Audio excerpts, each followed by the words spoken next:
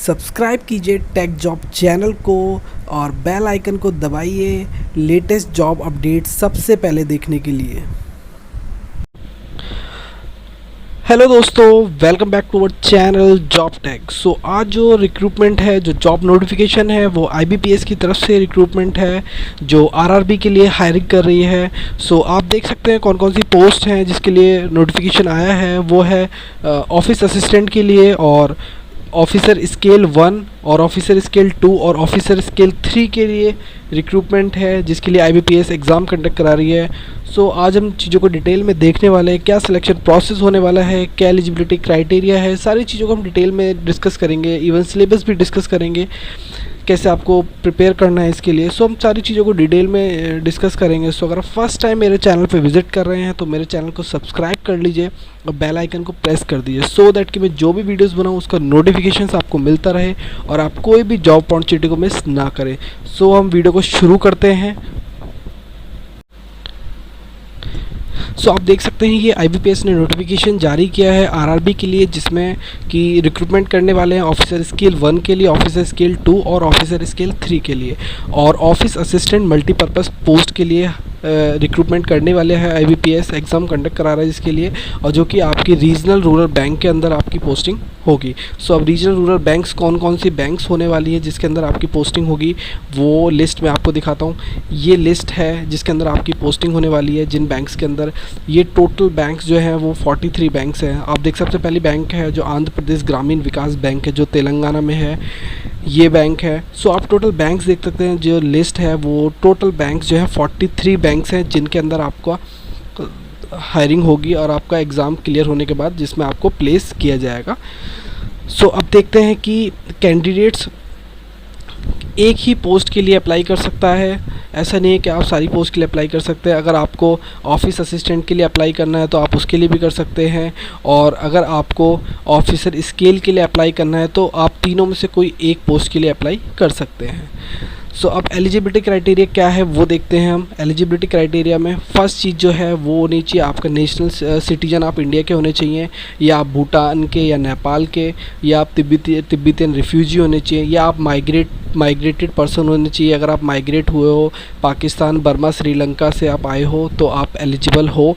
और इसमें एज क्या मांगा गया है, एज क्या, सिलेक्शन प्रोसेस क्या है वो देखते हैं। ऑफिसर स्केल 3 के लिए, सीनियर मैनेजर के लिए इसमें 21 साल होनी चाहिए, 21 साल से ज़्यादा होनी चाहिए आपकी एज, और 40 साल से कम होनी चाहिए। इस बीच अगर आपकी एज है तो आप एलिजिबल हैं। और बॉर्न ईयर क्या होना चाहिए, 1981 से लेके 2000 के बीच आपका बॉन्ड ईयर होना चाहिए। और ऑफिस स्किल सेकंड के लिए, मैनेजर के लिए आपके 21 साल से ऊपर होनी चाहिए और 32 साल से कम एज होनी चाहिए, तो आप इसके लिए एलिजिबल हैं। और ईयर देख सकते हैं कि 1989 से लेकर 2000 के बीच आपका बॉन्ड ईयर होना चाहिए, आप पैदा हुए होने चाहिए। सो और ऑफिस स्केल 1 के लिए देख सकते हैं, असिस्टेंट मैनेजर के लिए देख सकते हैं, जिसमें कि 18 साल से लेके 30 साल के बीच आपकी एज होनी चाहिए, और जिसमें 1991 से लेके 2003 के बीच आपका बॉन्ड ईयर होना चाहिए। और ऑफिस असिस्टेंट मल्टीपर्पज़ के लिए आपकी 18 साल से लेके 28 साल के बीच आपकी एज होनी चाहिए, और आपका बॉन्ड ईयर जो है वो 1993 से लेके 2003 के बीच होना चाहिए। अब एज रिलैक्सेशन की बात कर लेते हैं। एज रिलैक्सेशन आप देख सकते हैं, अगर आप SC ST से हैं तो आपको 5 साल का एज रिलैक्सेशन मिलेगा, और अगर आप OBC से हैं तो आपको 3 साल का, और अगर आप फिज़िकली हैंडीकैप्ड हैं तो आपको 10 साल का एज रिलैक्सेशन दिया जाएगा। सो अगर आप एक्स सर्विसमैन हैं तो आपको 3 साल का दिया जाएगा। सो और नेक्स्ट देखते हैं कि, और इसमें 5 ईयर का रिलैक्सेशन दिया जा रहा है किनको, ECOS में और SOS के से जो हैं लोग बिलोंग करते हैं उनको 5 साल का एज रिलैक्सेशन दिया जा रहा है। और अगर आप विडो, डाइवोर्स्ड वुमेन हैं और सेपरेटेड हैं अपने हस्बैंड से तो भी आप इसमें अप्लाई कर सकते हैं, और इसमें आपको दिया जाएगा एज रिलैक्सेशन। अगर आप जनरल कैटेगरी से हैं तो आप 35 ईयर तक अप्लाई कर सकती हैं, और OBC से हैं तो आप 38 ईयर तक अप्लाई कर सकती हैं, और SC ST की विडो लेडीज़ हैं वो 40 साल तक अप्लाई कर सकती हैं इसको। और जो 1984 के जो 6 राइट्स हुए थे, दंगे हुए थे, उसमें जो लोग पार्टीशन में यहाँ इंडिया आए थे वो लोगों को भी 5 साल का एज रिलैक्सेशन दिया जा रहा है। सो ये था ओवरऑल एज इलेक्शन। सो क्वालिफ़िकेशन देख सकते हैं क्या क्या मांगा गया है। ऑफिस असिस्टेंट मल्टीपर्पज़ के लिए है, बैचलर डिग्री होनी चाहिए आपकी किसी भी सब्जेक्ट के अंदर, और आपको कोई लोकल लैंग्वेज आनी चाहिए एक, और आपको कंप्यूटर की नॉलेज होनी चाहिए। और ऑफिसर स्केल 1 असिस्टेंट मैनेजर के लिए भी आपकी बैचलर डिग्री होनी चाहिए इन रिलेटेड फील्ड में। कौन कौन से फील्ड है? एग्रीकल्चर में, हॉर्टिकल्चर में, फॉरेस्ट्री में, एनिमल हस्बेंड्री में, वेटरनरी साइंस में, एग्रीकल्चर इंजीनियरिंग में, और मैनेजमेंट लॉ और इकोनॉमिक्स अकाउंटेंसी में। और आपको एक लोकल लैंग्वेज आनी चाहिए कोई भी, और आपको कंप्यूटर की नॉलेज होनी चाहिए। और नेक्स्ट पोस्ट जो है वो ऑफिसर स्केल 2 की पोस्ट है, जिसमें जनरल बैंकिंग ऑफिसर मैनेजर के लिए पोस्ट है, और जिसमें बैचलर डिग्री होनी चाहिए, आपके 50% मार्क्स होने चाहिए मिनिमम। और किस चीज़ में आपकी होनी चाहिए आप देख सकते हैं, बैंकिंग में होना चाहिए, या तो आप फाइनेंस में, या मार्केटिंग में, या एग्रीकल्चर में। सो इन ट्रेड्स के अंदर आपका बैचलर होना चाहिए। अगर आपने इनमें से किसी भी ट्रेड से बैचलर डिग्री कर रखा है तो आप इसके लिए एलिजिबल हैं, और इसमें 2 साल का एक्सपीरियंस भी मांगा गया है आपसे।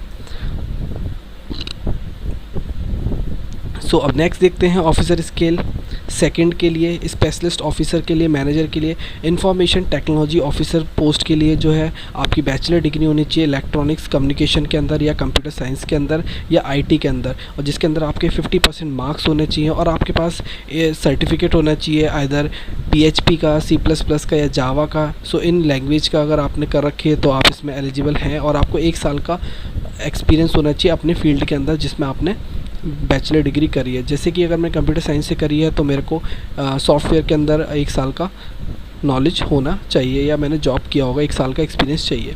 और अगर चार्टेड अकाउंटेंट के लिए आपको अप्लाई करना है तो आपको CA सर्टिफाइड होना चाहिए आपका, और आपको 1 साल का एक्सपीरियंस होना चाहिए एज अ चार्टेड अकाउंटेंट के लिए। लॉ ऑफिसर के लिए आपको 50% मार्क्स होने चाहिए किसी भी रिकग्नाइज यूनिवर्सिटी से। आपको 2 साल का एडवोकेट का या लॉ ऑफिसर का एक्सपीरियंस होना चाहिए।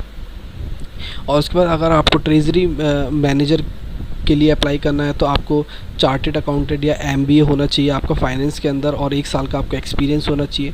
अगर आपको मार्केटिंग ऑफिसर्स के लिए अप्लाई करना है तो आपको MBA होना चाहिए मार्केटिंग के अंदर, और 1 साल का एक्सपीरियंस होना चाहिए। और एग्रीकल्चर ऑफिसर्स के लिए आपको अप्लाई करना है तो आपको बैचलर डिग्री होना चाहिए एग्रीकल्चर के अंदर, हॉर्टिकल्चर, डेयरी के अंदर, वेटरनरी साइंस के अंदर, agriculture engineering. So in related field में आपका एक्सपीरियंस क्वालिफिकेशन होना चाहिए इन रिलेटेड ट्रेड्स के अंदर, और आपके 50% मार्क्स होने चाहिए, और आपको 2 साल का एक्सपीरियंस होना चाहिए इसके अंदर, तो आप इसके लिए एलिजिबल हैं। तो अब देखते हैं ऑफिसर स्किल 3 के लिए। देख सकते हैं सीनियर मैनेजर के लिए आपको बैचलर डिग्री होनी चाहिए, मिनिमम 50% मार्क्स होने चाहिए आपके उसके अंदर, और इन रिलेटेड ट्रेड्स के अंदर आपकी बैचलर डिग्री होनी चाहिए। कौन कौन से ट्रेड्स हैं आप देख सकते हैं, diploma banking, finance, marketing, agriculture, horticulture, forestry, animal. तो आप वीडियो को पॉज करके आप देख लेना, आप अगर इन कैटेगरी से आपने बैचलर डिग्री कर रखी है तो आप एलिजिबल हैं। और इसमें 5 साल का आपका एक्सपीरियंस होना चाहिए, तो अगर आपको 5 साल का एक्सपीरियंस है तो आप इसमें एलिजिबल हैं।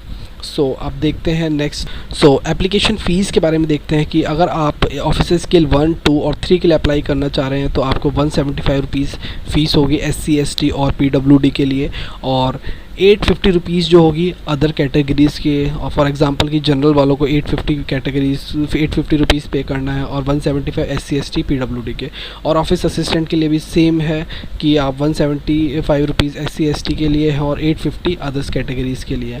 सो आप देख सकते हैं इसका ऑनलाइन पेमेंट एप्लीकेशन शुरू हो चुका है, 8 जून 2021 से शुरू हो चुका है, और 28 जून 2021 तक लास्ट डेट है इसकी। ऑनलाइन एग्जामिनेशन का स्ट्रक्चर देखते हैं आपके। इसका सबसे पहले आपका प्रीलिम्स एग्ज़ाम होगा ऑफिस असिस्टेंट मल्टीपर्पज़ के लिए, जिसमें रीजनिंग और न्यूमेरिक एबिलिटी से क्वेश्चंस पूछे जाएंगे। दोनों से टोटल 40 क्वेश्चन होंगे, जो कि 80 क्वेश्चंस होंगे और 80 मार्क्स के होंगे, और टोटल 45 मिनट्स में आपको टाइम दिया जाएगा। अब ऑफिसर स्किल 1 का देखते हैं। रीजनिंग और क्वांटिटेटिव एप्टीट्यूड मांगा गया है, जिसमें टोटल 80 क्वेश्चन होने वाले हैं और 80 मार्क्स के। इसमें भी आपको 45 मिनट्स दिए जाएंगे। सो अब देखते हैं मेंस एग्ज़ाम में क्या होने वाला है। सो मेंस एग्ज़ाम में ऑफिस असिस्टेंट में जो है आपकी रीजनिंग होगी, कंप्यूटर नॉलेज होगा, general awareness, English language, Hindi language और न्यूमेरिक एबिलिटी। सो ये 5 टॉपिक्स हैं जिनसे क्वेश्चंस पूछे जाएंगे ऑफिस असिस्टेंट मल्टीपर्पज़ के अंदर, जो कि 200 क्वेश्चंस होंगे और मैक्सिमम मार्क्स भी 200 होंगे इसमें, और इसमें आपको 2 घंटे का टाइम अलॉट दिया जाएगा। और ऑफिसर स्केल 1 के अंदर जो टॉपिक्स होने वाले हैं, रीजनिंग होने वाली है, कंप्यूटर नॉलेज होने वाली है, जनरल अवेयरनेस होने वाली है, इंग्लिश लैंग्वेज होने वाली है, हिंदी लैंग्वेज और क्वांटिटेटिव एप्टीट्यूड होने वाला है। और इसमें टोटल 200 क्वेश्चन होंगे और 200 ही मार्क्स के होंगे, और जिसमें आपको 2 घंटे दिए जाएंगे। तो अब देखते हैं नेक्स्ट क्या क्या होने वाला है। अब देखते हैं, ये आप देख सकते हैं टेस्ट जो है सेंटर्स होने वाले हैं आंध्र प्रदेश के अंदर। टोटल जो लिस्ट है टेस्ट सेंटर की, कहाँ कहाँ टेस्ट होंगे, ये 28 सेंटर्स हैं जहाँ पे टेस्ट कंडक्ट होंगे।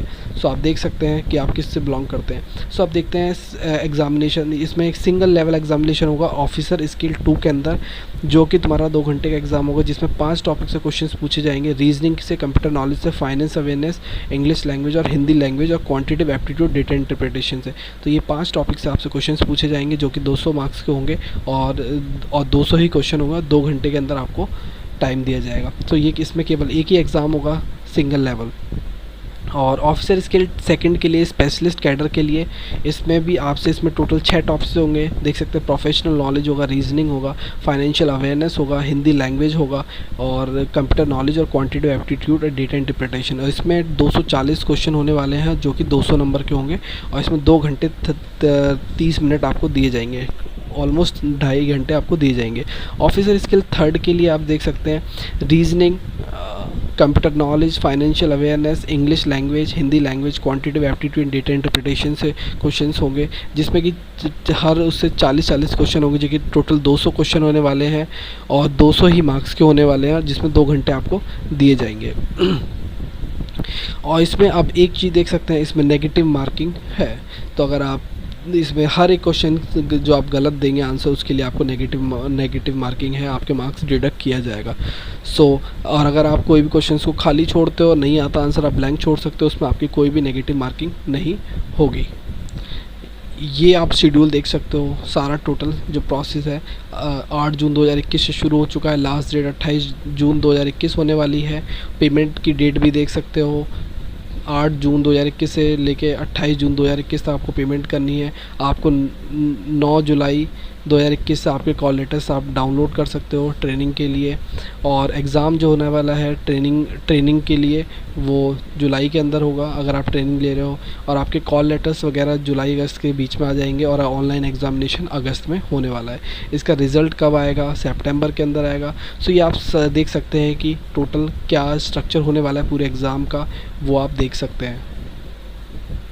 सो आप ये देख सकते हैं कैटेगरीज वाइज पोस्ट कितनी निकली हुई हैं किस बैंक के अंदर। सो आप देख सकते हैं आंध्र प्रगति ग्रामीण बैंक के अंदर एससी के लिए कितनी पोस्ट है, एसटी के लिए कितनी पोस्ट। आप अगर जिस भी कैटेगरी से बिलोंग करते हैं तो उस कैटेगरीज़ की वैकेंसीज देख सकते हैं कि किस बैंक के अंदर कितनी है। आप रीजनल वाइज भी देख सकते हैं, स्टेट आंध्र प्रदेश में कितनी है बैंक्स हैं जिनके अंदर कैटेगरीज वाइज पोस्ट कितनी है, अरुणाचल प्रदेश में कितनी। तो आप कैटेगरी वाइज पोस्ट भी देख सकते हैं टोटल्स कि किसके अंदर कितनी कैटेगरीज़ की पोस्ट निकली हुई है। सो सारी कैटेगरीज़ की पोस्ट इसके अंदर आप देख सकते हैं। तो मैं इसका लिंक डिस्क्रिप्शन में डाल दूंगा नोटिफिकेशन का, आप वहाँ से डाउनलोड कर लीजिएगा और आप चीज़ों को डिटेल में देख लीजिएगा। अगर आपके जो भी डाउट्स हो उनको क्लियर कर लीजिएगा पढ़ के, और अगर उसके बाद भी अगर आपका डाउट क्लियर नहीं होता तो आप मेरे को कमेंट कर दीजिएगा और मैं उसका आंसर्स कर दूंगा आपको। सो अगर आपको मेरी वीडियो अच्छी लगी हो तो मेरे चैनल को सब्सक्राइब कर लीजिएगा और बेल आइकन को प्रेस कर दीजिएगा, सो दैट कि मैं जो भी वीडियोज़ बनाऊँ उसका नोटिफिकेशन आपको मिलता रहे। Thank you.